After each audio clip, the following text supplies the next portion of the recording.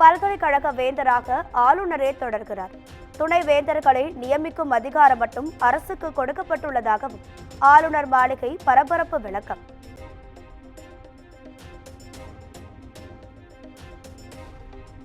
உதகையில் வருகிற 25, 26 ஆகிய தேதிகளில் ஆளுநர் RN ரவி தலைமையில் துணைவேந்தர்கள் மாநாடு. சிறப்பு விருந்தினராக குடியரசு துணைத் தலைவர் ஜெகதீப் தன்கர் பங்கேற்ப இருப்பதாக ஆளுநர் மாளிகை அறிவிப்பு.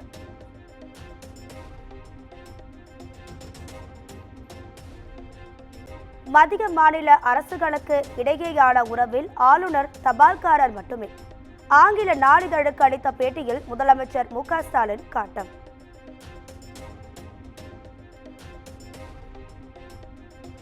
மூன்று நாட்கள் விடுமுறைக்கு பிறகு இன்று மீண்டும் கூடுகிறது தமிழ்நாடு சட்டப்பேரவை. மருத்துவம் மற்றும் மக்கள் நல்வாழ்வுத்துறை மானிய கோரிக்கை விவாதம்.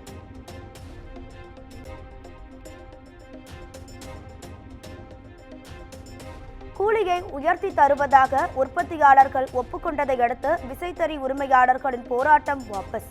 முத்தரப்பு பேச்சுவார்த்தையில் உடன்பாடு எட்டப்பட்ட நிலையில் அடுத்த 2 நாட்களில் விசைத்தறி இயங்க தொடங்கும் என எதிர்பார்ப்பு.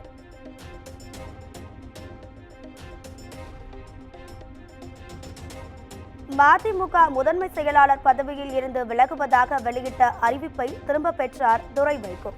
சென்னையில் நடைபெற்ற நிர்வாக குழு கூட்டத்தில் அறிவிப்பு.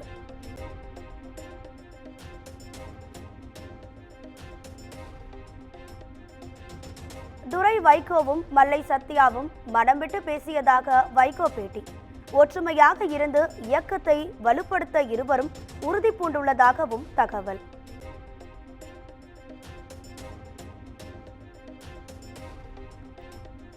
ஆளுநர் என்பவர் மத்திய மாநில அரசுகளின் அங்கீகாரம் என்றும் நைனா நாகேந்திரன் பேட்டி. ஆளுநரை தபால்காரர் என்று சொல்வதை முதலமைச்சர் வகிக்கும் பதவிக்கு அழகல்ல என்றும் விமர்சனம்.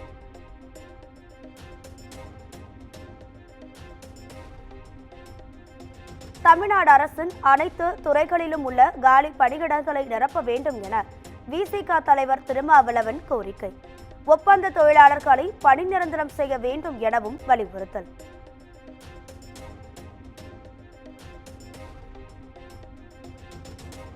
திருவண்ணாமலையில் மினி டைடல் பூங்கா கட்ட டெண்டர் கோரியது தமிழ்நாடு அரசு. 34 கோடி ரூபாய் மதிப்பில் 4 தளங்களுடன் அமைக்கப்பட உள்ளதாக தகவல்.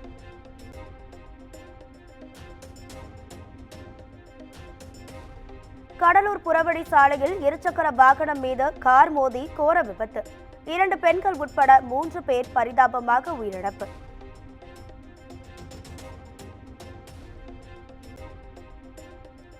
சேலம் மாவட்டம் ஆத்தூர் அருகே குப்பை கொட்டிய தகராறில் லாரி ஏற்றி கொல்ல முயன்ற சம்பவம்.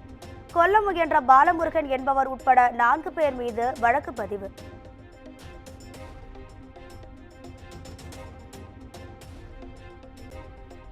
தூத்துக்குடியில் கப்பல் மாலுமி மரோடானா கொலை வழக்கில் 5 பேர் கைது.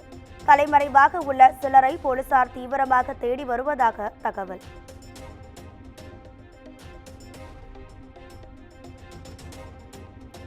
நான்கு நாள் அரசு பயணமாக இந்தியா வருகிறார் அமெரிக்கா துணை அதிபர் JD வான்ஸ். டெல்லி விமான நிலையத்தில் உற்சாக வரவேற்பு அளிக்க ஏற்பாடு.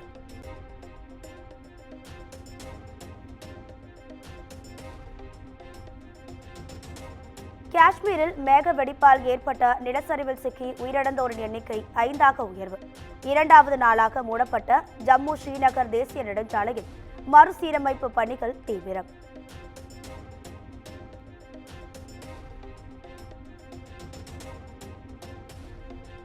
காஷ்மீர் மாநிலம் ரம்பன் மாவட்டத்தில் புரட்டி போட்ட மழையால் கடும் வெள்ளப்பெருக்கு. வீடுகள் சேதமடைந்த நிலையில் 100க்கும் மேற்பட்டோர் மீட்பு.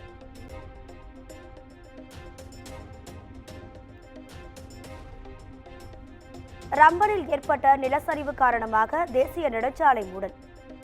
உதம்பூரில் சாலையோரமாக அணிவகுத்து நிற்கும் வாகனங்கள்.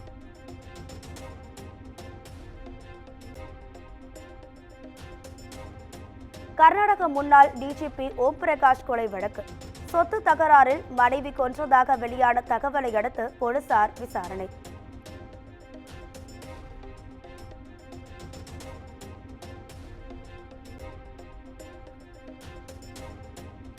வக்ஃபு திருத்த மசோதாவுக்கு எதிராக மேற்கு வங்க மாநிலம் முர்ஷிதாபாத்தில் வெடித்த வன்முறை.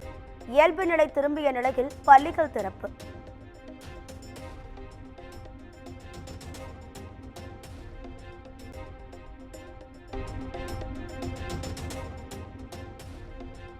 அமெரிக்க அதிபர் டிரம்புக்கு எதிராக நாடு முழுவதும் வெடித்த போராட்டம்.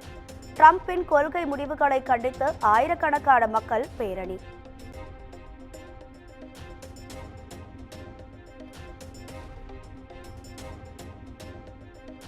ஐபிஎல் தொடரின் 38வது லீக் ஆட்டத்தில் சென்னையை பந்தாடிய மும்பை. 9 விக்கெட் வித்தியாசத்தில் மும்பை அணி அபார வெற்றி.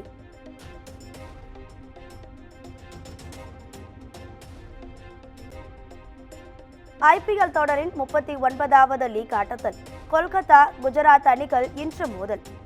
புள்ளி பட்டியலில் முன்னேற கொல்கத்தா அணி வீரர்கள் தீவிர பயிற்சி.